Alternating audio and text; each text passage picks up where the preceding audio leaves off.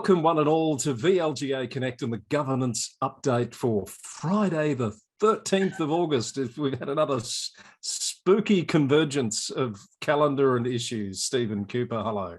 Oh, hello, Chris, and black cats and ladders to you too. Quite some time since we've had one of these on a Friday the 13th, but there you go. Thank you for giving us some time for an extra episode this week. It was great to chat with you on our 200th milestone episode, which, you know, it's a shock to me people are watching and listening to. I can't quite believe that we're still going, given how we started, Chris. But it was lovely. It was lovely to be invited because I don't expect to go to those milestone events. It was, yeah. So, and I did post on social media. Nice to raise the bat. Yes, I do like your very occasional, well, actually, it's more than occasional cricketing reference. And I think you've been watching some cricket stories just of late. What's this issue of social media and strife in relation to Bangladesh? Who knew that you could find a governance story on the sports page, the back page of The Age? And I've got to say, I was taking so little interest, Chris, that I didn't realise that our national, I think it was the T20 team, lost to Bangladesh for the first time ever. And apparently the social media manager at Cricket Australia posted video of the Bangladeshi team singing the song in their rooms. The upshot, the bit that got in the paper, was that the national coach, Justin Langer, and the national team manager, Mr. Dovey, whose name eludes me, quite publicly took the social media manager to task for doing that. And I thought, oh, here's a couple of governance issues. Yeah. So what was the issue that they didn't want to see the other team celebrating having beaten them so soundly? Well, it could be that. And I would imagine, and I wouldn't want to put words in their mouths, because it was about, should that video be on the Cricket Australia social media? You know, should we, Cricket Australia, be supporting someone else's brand, I suppose? Mm. You know, my sense of it, Chris, though, is that I'm not sure whether the issue matters or not, because the reality is that the national coach has a job of coaching the team and the team manager has a job of managing the team. And I don't think either of those position descriptions actually include managing social media. And there's the issue. I think that's a fair point. And there are some parallels here with local government, with appropriate policy use, responsibilities, thinking before you post, all those sorts of things sort of come to mind when you think about this problem. Yeah, quite a few, Chris. And the team manager was quoted in the paper as saying that it's having a frank conversation is a hallmark of a good culture in an organisation. But I'm not sure a frank conversation between people where there might be, for example, a power imbalance, or where maybe the issue is none of someone's business, is necessarily a sign of a good culture, and especially not in front of multiple witnesses. So again, there's links for other organisations. And I suppose you'll have a view on this, that often there's tension in councils in terms of what's the role of the council's media team in terms of raising the profile of individual councillors. Yes, look, that's come up many times when I've been present over the years, and there used to be this view that some councillors had, that the administration was there to make them look good, nothing more, nothing less, and to get them re-elected next time around. And of course, it's not actually that simple. No, it's not to get them elected. I think and there is a bit of grey space around, clearly, that if the communications team at a council can make the organisation look good, then by extension, that may well assist councillors in their quest to be re-elected, but it shouldn't be the primary task. And usually there'd be some pretty good guidelines, so good opportunity for people to go and look at their media policy. Full marks to you, Stephen Cooper, for finding a local government governance angle in a cricket story, which to me just says you've done no homework for this week. You've just been reading the sports paper. Can you, next time you're talking to Catherine, maybe on Newsroom, if she's looking for me, tell her I'm reading the sports pages by way of research. Right. Now, let's go back to last week. We talked about this situation that has arisen where the inspectorate has gone to VCAT to ask that a councillor be stood aside because they are currently undergoing a criminal matter through the courts. We mused about whether this was new in the Act or a first. Certainly, I think a first use of the clause in LGA 2020, but there was a corresponding section in the 89 Act, you tell me. I think what happened last week, Chris, was that you and I showed our human frailty, and a couple of things happened that we both managed to overlook section 229 in the 2020 Act. And as you've described, this is the first time that that's been used, and I'll go through that in a minute. But I was also reminded during the week that, in fact, it mirrors very closely what was in section 29(4) of the Local Government Act 1989. And in fact, in regard to a former Shepparton councillor of some renown, that provision was actually applied to enable the suspension of that councillor who was facing charges. What it does remind me, Steve, is often you don't know about these provisions if you have no cause to go looking for them. That's my excuse, and I don't profess to understand all of what's in the legislation.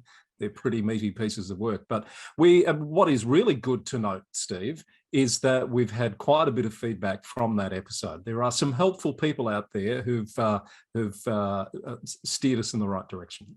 Yeah, and thank you to our sources for doing their bit. And without any, none of our sources wanted any recognition. They were just quite happy to provide some information. So good on them. I think a few really important points for me out of this, Chris.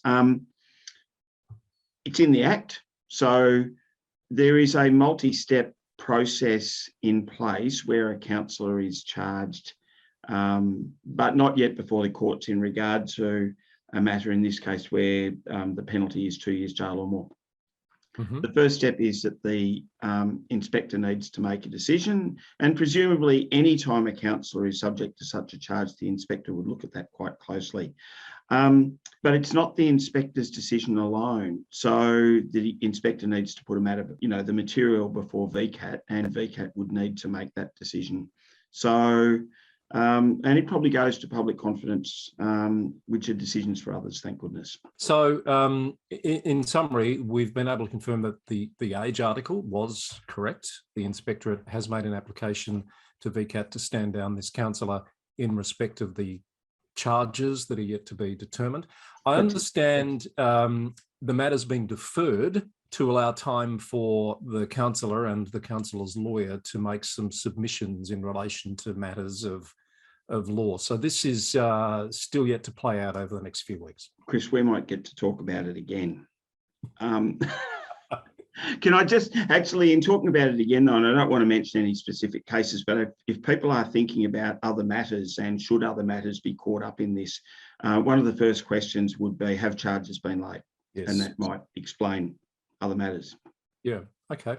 All right. Yeah. We will watch that with interest, and we will come back to it, I'm sure. I think it was the 23rd of August that the matter was deferred to. So we've probably only got to wait another couple of weeks to find out more about that. Steve, what else has been exercising your mind this week? I've just come off a fabulous webinar, Chris, and it reminded me, given that we spent a fair chunk of the 200th episode of VLGA Connect talking about past episodes, I'm reminded that you interviewed Kate Simons, the Essential Services Commissioner, recently. Yes. And I've come off a webinar regarding the launch of a policy called Getting to Fair, breaking down the barriers to essential services, and particularly targeted at vulnerable people in the community who are not necessarily the sort of vulnerable people that we might include in our diversity and inclusion. That vulnerability goes far broader. And part of the remit of the Commission, which Kate probably explained, was thinking about how COVID, insecure employment, insecure housing, a whole lot of those sort of social factors can to lead to vulnerability, and the importance of a bit of empathy and understanding from agencies in how we deal with those members of the community. Yes. So I've just come off a terrific webinar that ESC ran about that. Now, I'm not sure if that's available in a recorded form, but there were three tranches to the work that they're doing. One is to better support and understand vulnerable members of the community to exercise their rights and receive services. The second part is to be more responsive and inclusive in the transaction. And the third part being to have an organisation more broadly that is more responsive and inclusive to the vulnerable community. So just a terrific piece of work. And I guess a reminder about sometimes I've taken away a couple of things in terms of, I guess, the way I've thought about some issues and probably having to have a bit of a rethink, Chris. That's really interesting, Stephen. And yes, you've reminded me that one of the interesting things about talking to Kate was hopefully helping people understand that the ESC is about so much more than just managing the rate cap framework. Exactly. Well, this is a terrific piece of work. Now, I do note we miss Hannah Duncan-Jones dreadfully. She's off on a secondment to another organisation. But I do note there's a new Director of Policy and Strategy at Local Government Victoria, Steve. There is indeed. Lucy Dalton's been appointed to that role, pro tem. So it was good to meet Lucy at a meeting of the Project Control Board of the Local Government Act this week, and we wish Lucy well. We do indeed. And hopefully we might get to meet Lucy in a forum such as this, perhaps before too long. Just, question without notice there. And Steve, good to see that Tony Doyle, who recently left Knox City Council as CEO, has turned up at Southern Grampians, or will very soon, in the interim CEO role, with Michael Tudwell about to depart there. That's true. And I think I saw this week that Michael attended the last of something like 60 council meetings in his 5.5 years. Good luck to him, which we've already said anyway, and well done to Southern Grampians on getting an experienced hand in the acting CEO role. Absolutely. Very safe, capable pair of hands to guide them through this next period, while I think they've appointed MacArthur to conduct the recruitment for the permanent CEO. All the best to Michael. I've known Michael for a long time, was at Melton while I was at Hobsons Bay. Will be a great addition to the state government ranks. He's going to the Department of Transport, Southwest Victoria, in a role down there. So all the very best to him. And of course, this presents another little issue, Stephen, because Michael was on the board of LG Pro. Ooh. So I think you'll find that there'll be a need to replace Michael, because I'm aware that there's two LG Pro board members moving off into roles outside the sector. So watch this space. I'm just presuming that the rather excellent Jill Brown, CEO of LG Pro, will be thumbing through the Constitution to see what needs to be done to fill those vacancies. I have it on good authority. She's right across it, Steve. Absolutely. So we'll wait to see the outcome of all of that. I think that's probably all we've got for this week. It's been a big one. And thank you, Steve, for your insights as always. Who knows what we'll be able to talk about next week. Can't guarantee it'll have anything to do with cricket, though. No, and maybe only once next week, Chris. See you then. Steve Cooper, Chief of Staff of the VLGA. That's the governance update for this week. Thank you for joining us. We'll see you again soon on VLGA Connect.